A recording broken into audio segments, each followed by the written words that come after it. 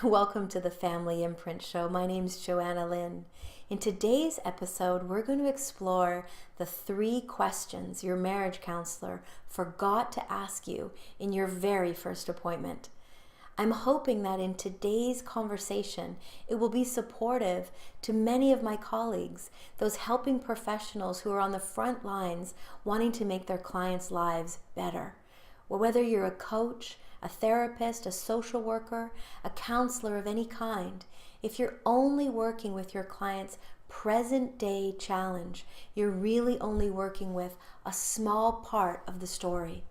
It's so amazing what we've come to understand in science, in the evolution of what we know about epigenetics and about the influence of what went on for our grandparents and our parents, how that acts like an imprint right into the very DNA of our body, and how that's passed on to our children and our grandchildren. And so when you take a look at a system, a way of working with your clients, much more than a philosophy, but something that's been now proven by science as a way to look at the full picture. I often explain this work to my clients as if what they're bringing forward is like one square of a quilt, and I like to understand the whole quilt. So each parent gets a square, the grandparents have 4 squares, and we begin to flush out the elements of family history that seem to match up with what the challenge is for the day. And that includes health challenges, relationship challenges, even the things you may come up against in your parenting, things as important as your relationship with money. It's all intertwined. Well, let's get back to those 3 questions your marriage counselor may have missed.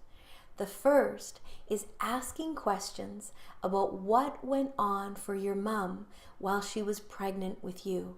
What happened in the birth experience, and whether or not mom had to go right back to work after birth, or whether she was exceptionally stressed, something that was going on with dad, perhaps a sibling being ill, or a parent dying around that time. These are all indicators of how we navigate bonding in relationship, our level of attachment, and also how we might move through a separation. If we are looking at the things that we're up against inside our marriage, and we don't include what happened in those very unconscious, wordless time of our life, we're missing a big part of the solution. Because often what we're up against inside marriages, that's the place where we need to go to really pull out that resolution, to make the kind of change that we're looking for that lasts a lifetime. Not a simple band-aid that it gets better for a little while, but we come back around to the same issues, the same arguments over and over again. The second question your marriage counselor may have forgotten to ask is to find out what happened in your parents' marriage for both you and your spouse. What kinds of things did you overhear when you were growing up? What was that template for relating? You may actually have inside of your body, intertwined with loving someone, is to be in conflict, to keep that drama and that spice alive. For you, love might be mixed up with withdrawal. If you make me angry, I pull back. And so until we can unearth these patterns that we actually don't give much thought to until we're in the midst of a challenge, can we really get much traction and much movement forward? In the work that I do with my clients, we call this an unconscious loyalty. And it's very interesting to see, but I've seen it far too many times over the years for it to be a coincidence, that if your parents separated when they were 42, it seems that your marriage may hit some bumpy roads when you're 42. Or if you were 12 when your parents separated, when one of your children turned 12, there seems to be that same bumpy road. In this work, we call it an ancestral alarm clock, that there seems to be a replication in and around the same time. This is how strong these family ties can pull through. This is how long it can last. The third thing to look at is really getting clear on what may be repeating. Was Dad excluded because of his alcoholism or his struggle with gambling? Well, what tends to happen more often than not is you bring in that part in the family that was rejected. You may marry somebody with an addiction issue.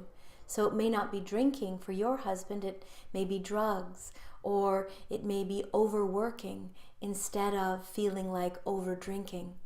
But the long and short of it is, it feels like your spouse is unavailable or untrustworthy, just like your mom blamed your dad for.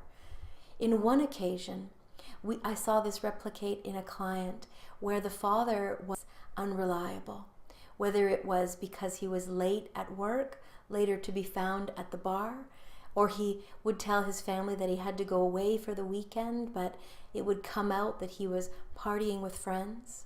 Well, my client ended up marrying a workaholic, somebody that she was sure wouldn't let her down in this way. But what ended up happening is he was always away, seriously working, yet that feeling for her was, he's not there for me. So he would be traveling on business trips. The career level that he had was very high. There was a lot of responsibility on him. So he would be traveling basically 2/3 of the time out of every month. And so it felt like she was in it on her own. So you can see the circumstance and the situation is different, but the way the client feels is the same. So until we can get underneath why this challenge, why this same old argument actually makes sense, actually matches up to the imprint in the client's body, can we really gain traction in a new direction.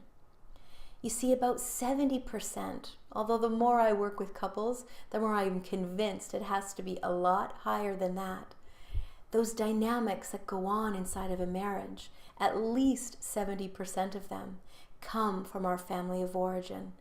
So that piece that bothers you about your spouse, or that longing to have more of his time or attention, or that feeling of security you wish your wife could give you, that comes from somewhere.